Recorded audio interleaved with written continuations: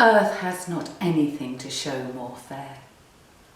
Dull would he be of soul who could pass by a sight so touching in its majesty. I love that poem. Well, it's a sonnet actually, composed upon Westminster Bridge, September 3rd, 1802. I think it's beautiful. I'm not so sure about Wordsworth though. Wordsworth the man.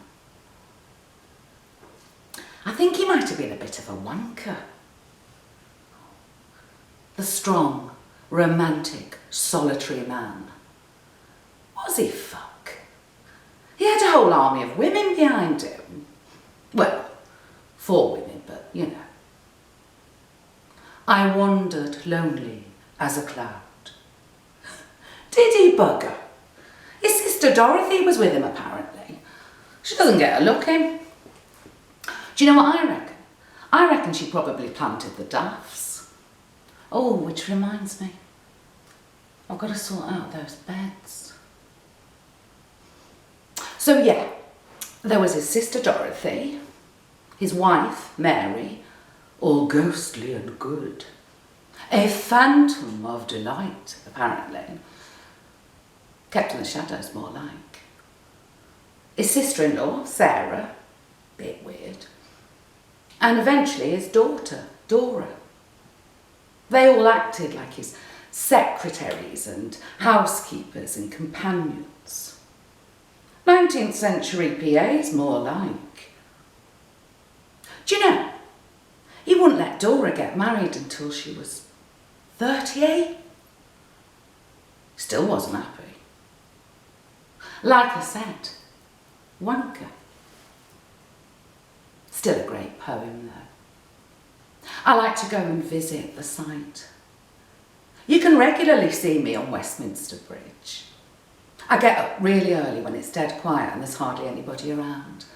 And I walk across the bridge and I stop dead centre and I look. First down at the river, then up to the skies, and then at everything else in between. Wordsworth was right. It is very special, especially in spring, when the light is really sharp and cuts through the morning mist. I recite the poem to myself. In my head, not out loud. Don't want people thinking I'm a nutter.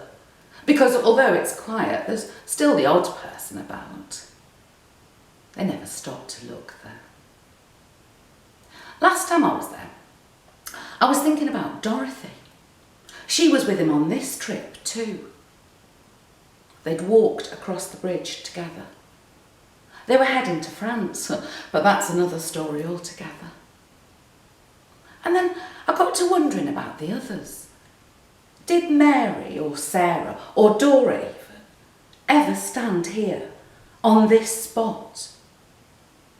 Or did they have to view it through his eyes as they copied and edited and revised? Listen to me, I'm starting to sound all poetic myself. I'm going tomorrow actually. I've got to go and get the stuff ready. I always take the same things. A flask of coffee, a book, and a notepad and pen, which I never use. Well, not until last time. I'm quite excited. You see, tomorrow, it's going to be a bit different.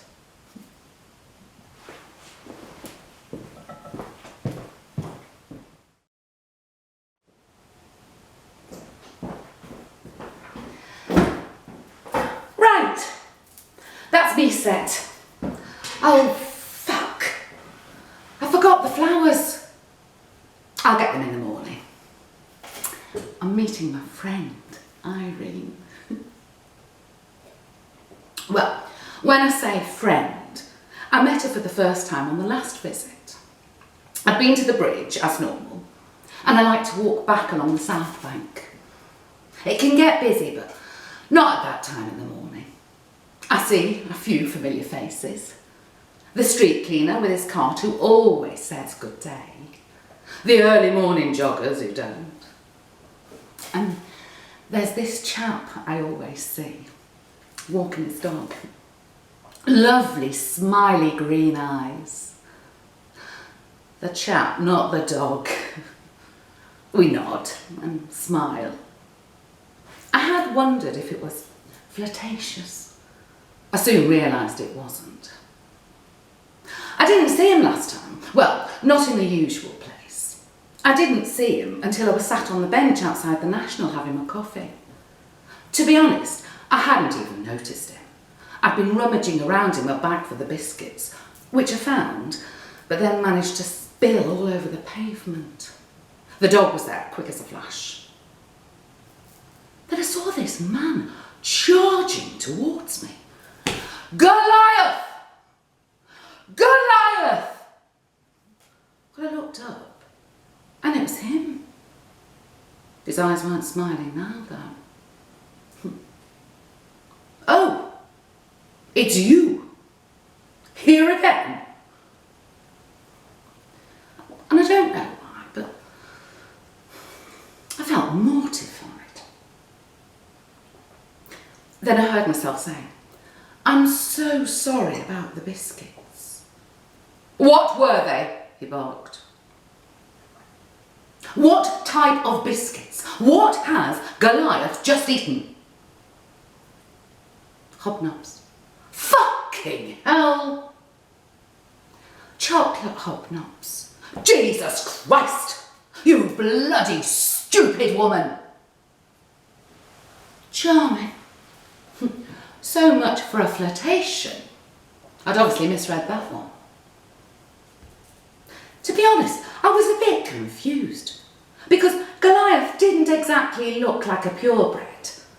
But then, what do I know about dogs? Well, I didn't know whether to laugh or cry. I looked round, trying to think of something conciliatory to say. Although I didn't feel particularly conciliatory. They were my biscuits after all, and he should have had that dog on a bloody lead. Then Irene appeared, like some guardian angel, disguised as an elderly woman with candy floss pink hair and a brolly. She'd been watching Goliath Gate. She threw me a look. And in those few moments, when she smiled at me, I knew she'd heard and understood. And the fact that she'd never met me before didn't matter. There you are, she boomed. She's a bit posh. I've been waiting absolutely ages. And at my age, you can't afford to hang around. Come along, gather up your things, we're going to be late. Oh, yes, of course, I'm ready. And off we walked, leaving old Green Eye still huffing and puffing. She linked my arm to add authenticity, and I swear she sniffed at him as we strode off. What a wanker, she said. And I had to agree. And what a bloody stupid name for a Jack Russell. I could have taken him out with one swipe of my umbrella. I didn't doubt it. And as we walked back towards Waterloo Bridge, we could have been any mother and daughter on a day out. She commented on my boots. Not sensible for walking, but she liked them. I admired her bright red coat and leopard print scarf. I didn't mention the Crocs.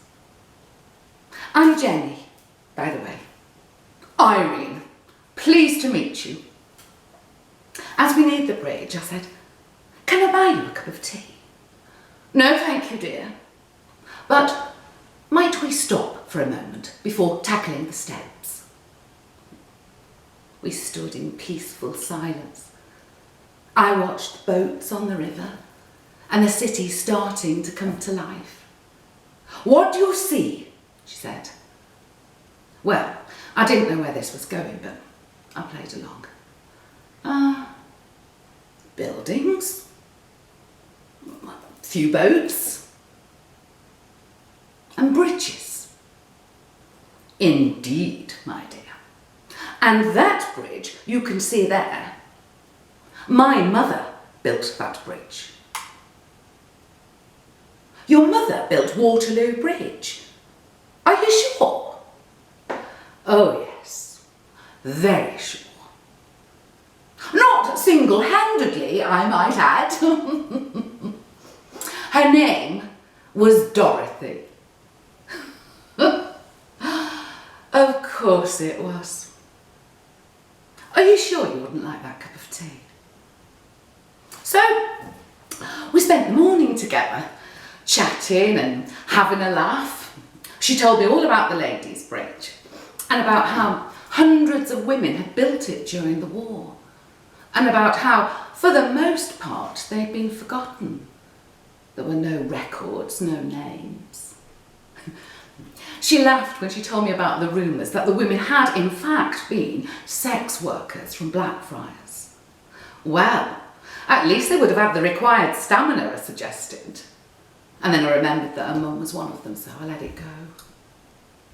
She told me about how in 1945, when the bridge was opened by Herbert Morrison, he'd thanked all the fortunate men for what they'd built. Dorothy and her mates didn't get a mention. All these years, and I've been visiting the wrong bloody bridge. Well, I'm going to put that right tomorrow.